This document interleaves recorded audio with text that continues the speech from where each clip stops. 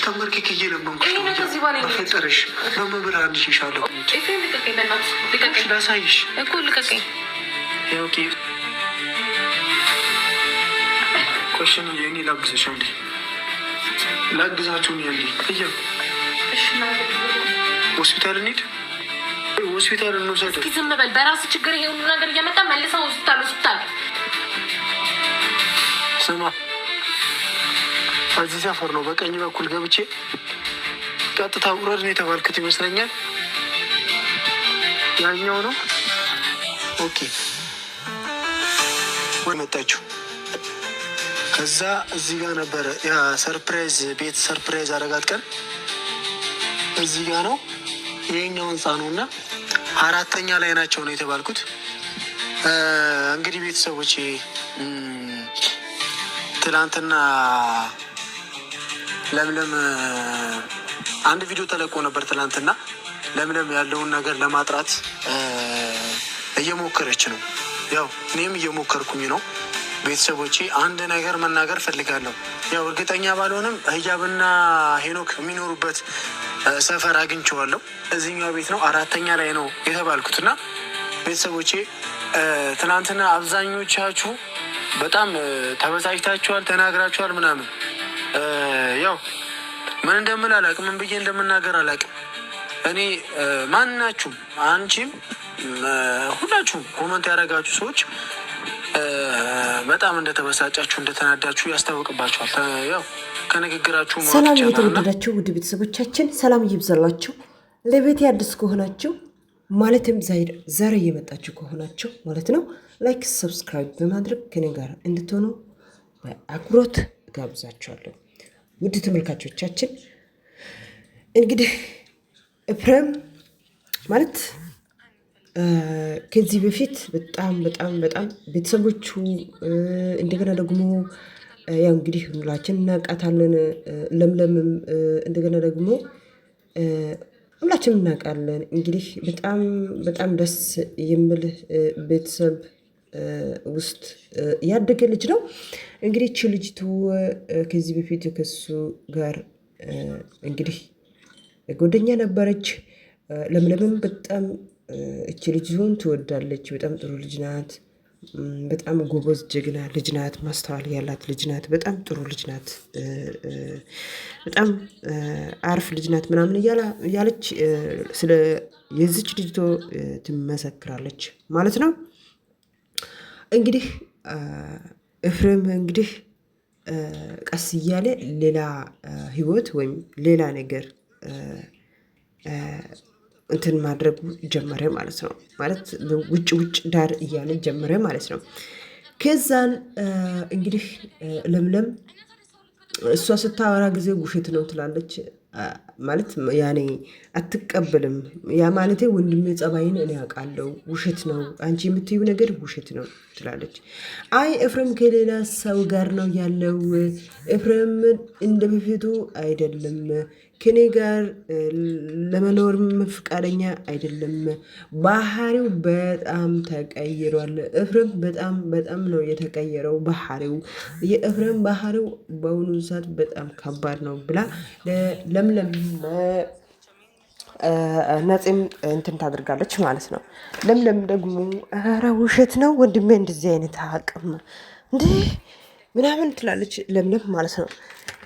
ከዛን እንግዲህ ቀስ እያለ ሁኔታዎች እንትን እያሉ መጡ። ከዛን እንግዲህ ከካናዳ እንግዲህ አንድ ልጅቱን እንትን አድርጎ በዓል ቀን ላይ እንግዲህ መተዋወቅ አለብሽ ከቤተሰቦቼ ጋር ብሎ እንግዲህ ከእናቴ ጋር ከኢቶቼ ጋር በቃ ብዙ ነገር ነው እሱ ያወራው። ከዛን ልጅቱን ይዞ መጣ ማለት ነው። መተዋወቅ አለብሽ ከነሱ ጋር ከቤተሰቦቼ ጋር ብሎ አንድ አይነት የባህላዊ ልብስ እንግዲህ አንድ አይነት ለብሶ እንግዲህ እቺ ልጅቱ ደግሞ ከለምለም ጋር ከቤተሰብ ጋር ለበዓል አንድ አይነት ልብስ ለብሶ ነው እንግዲህ ያሉት ማለት ነው። ከዛን እንግዲህ ምን ተፈጠረ መሰላችሁ? ለለምለም እንግዲህ አዲስ ነገር ሆነባት ማለት ነው። ማለት ከዚህ በፊት ልጅቱ ስታወራ ጊዜ ውሸት ነው እያለችው ልጅቱ እንግዲህ እሷም እያለች ለምለምም እያለች ቤተሰቡ እናትን ማስተዋወቅ ቤተሰቦችን ማስተዋወቅ አለብኝ ብሎ እንግዲህ ግትር አለ ማለት ነው። ግትር ስል እንዲ ኤፍሬም ምን ሆነ ነው? ምን አይነት ጸባይ ነው ይዘው የመጠከው? ምንድን ነው? ምን ሆነክ ነው ብላ እንግዲህ ለምለም ማግባት አትችልም። ብዙ እንግዳዎች ነው ያሉት፣ ብዙ ዘመድ ብዙ ሰዎች እያሉት ብት መግባት አትችልም ብላ እንግዲህ ግትር ትላለች ለምለም ማለት ነው። እንግዲህ ማለት መጀመሪያ ልጅቱ ስታወራ ውሸት ነው እያለች ነበረ። አሁን ደግሞ እንግዲህ ጓደኛዬ ወይም ፍቅረኛዬ ማስተዋወቅ አለብኝ ከቤተሰቦቿ ጋር በቃ ብሎ ግትር ስል እንዲህ ምን ሆነ ነው ብላ እንግዲህ ለምለምም እንግዲህ በፍቅር መያዝ ትጀምራለች ማለት ነው። ልጅቱም ቀስ አድርጋ ቤት አስገብታ የኤፍሬም ሚስት እቺ ልጅቱ ናት። ኤፍሬም ባለ ትዳር ነው፣ የራሱ የቻለው ህይወት አለው ምናምን ብላ ልጅቱን ለማስረዳት ትሞክራለች። ለምለም ማለት ነው ትሞክራለች ልጅቱን እንግዲህ ለማስረዳት። ምክንያቱም ልጅቱ እንግዳ ናት፣ ዝምተኛ ናት።